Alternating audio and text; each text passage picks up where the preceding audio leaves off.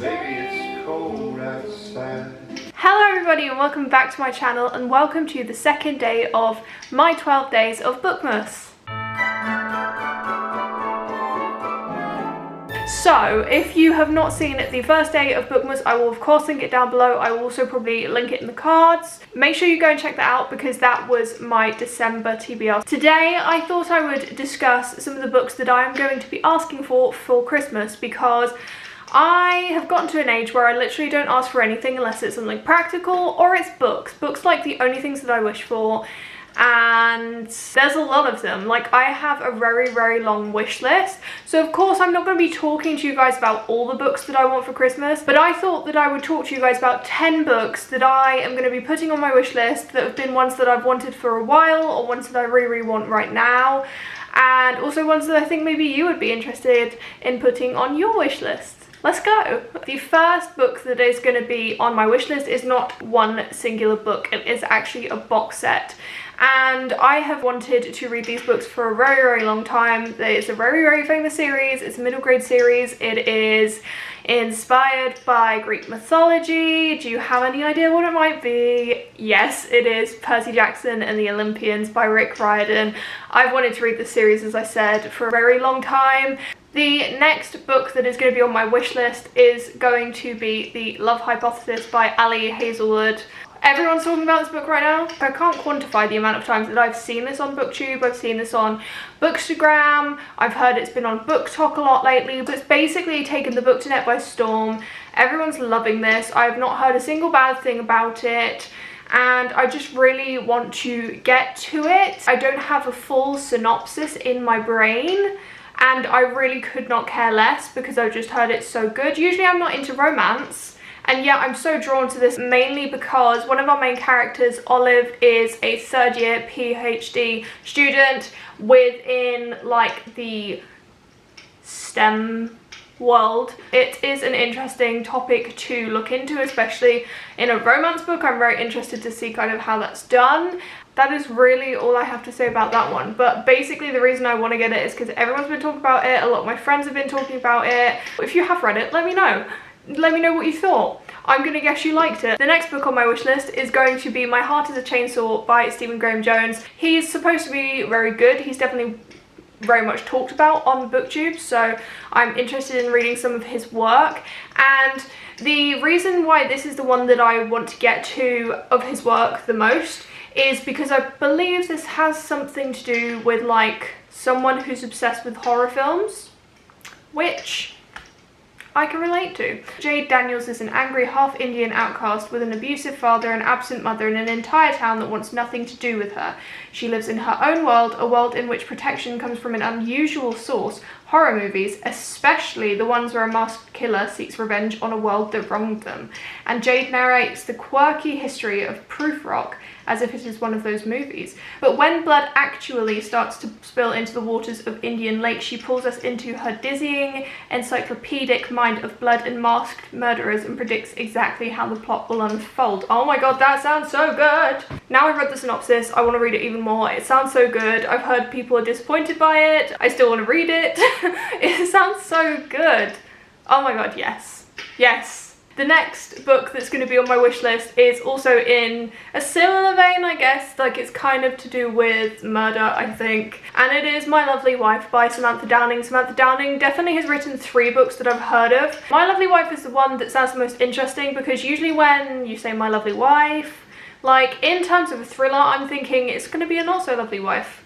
Or maybe a lovely wife in the person's eyes, like in her partner's eyes, but not a really lovely wife in the world's eyes. So, a couple murders people to spice up their marriage. You know, it's 15 years into their marriage.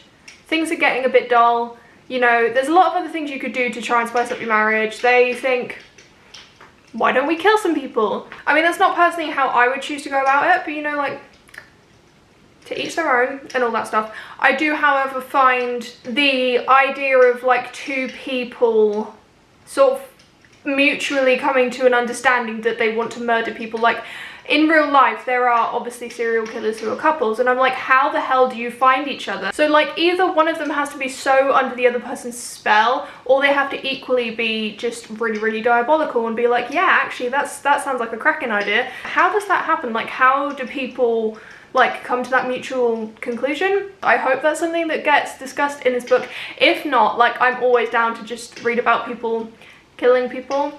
The next book on my Christmas wish list is going to be a Stephen King book, and it's The Long Walk.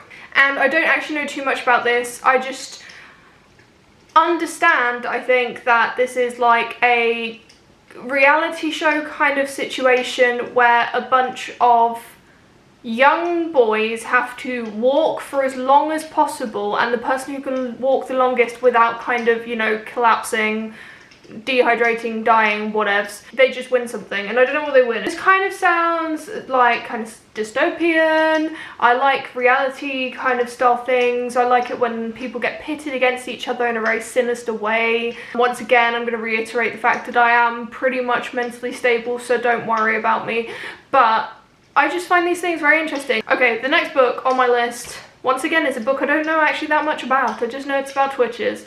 It's called The Year of the Witching by Alexis Henderson. As you can imagine, this is about witches. I think this is about a girl or a woman who basically lives in this kind of puritanical society, and she is a witch and probably seen as being quite, you know, sus, like kind of like devious, kind of like devilish, like demonic or something like that, and kind of gets thrown out. Witches. The church. I always like that kind of route where you're looking at kind of religion and witches and stuff like that, and kind of what their, you know, relationship is. This sounds very much up my alley, and it's one that I've wanted for a while, so it's about time that I get it. Also, it says that it's a feminist fantasy debut, which I like that. The next book on my list is a middle grade that I only just recently found out about, but it just sounds like so much fun. So this is Popkin and Stubs, which is the first book in a series by Sophie Green. So this is about our main character, who is a young reporter, and she is looking for the scoop, and then one day she meets this ghost of a boy, but no one can see this ghost. And I guess like something happens, they go on an adventure. It just sounds, you know, it sounds intriguing. I'm always looking for more middle grade. There's not as many middle grade books as like adult and YA that kind of take my fancy, but this is one that sounds different to anything I've heard of before in middle grade, and kind of different to anything I've heard of before in general. Yeah, oh my god, I completely forgot to turn on my light. Boo! Okay. Just pretend the lights were on the whole time. I am going to be putting A Head Full of Ghosts by Paul Tremblay on my list. I'm also going to be putting The Cabin at the End of the World, but this is the one that I want to talk about because it sounds just super interesting to me. A Head Full of Ghosts is about this 14-year-old girl who all of a sudden starts showing symptoms of paranoid schizophrenia. And her parents obviously are trying to figure out what's going on. They're trying to, you know, get her to a doctor, to a psychiatrist, whatever, and try and get her help. And then I think someone from the church, like a father basically, is saying that she is possessed, which is very different from having schizophrenia. It's a very interesting thing to look into. Obviously, mental health is a very fragile topic to talk about in books. If you've read this, please let me know, because I have not actually heard that many people talk about it. I also think there's something to do with these people that want to do like a documentary about it, which is always very interesting as well. I always like that kind of little adding some media into it. This next book that's going to be on my wish list is You Must Not Miss by Katrina Leno. Again, Katrina Leno has a couple of books that I would like to read at some point, but this is the one that sounded the most interesting to me, and it's because it kind of sounds like a female revenge story, and I am so down for that. This is about our main character who, you know, is going about her life when suddenly her family self-destructs, her sister runs away. She goes to this party, and as you can imagine, boy takes advantage of her, she goes to school, she's become a social pariah, everyone is saying bad things about her and hates her. She writes in this diary that she has, and she's writing about, I guess, how she would like to have revenge, and she sort of creates this place in which everything is perfect for her,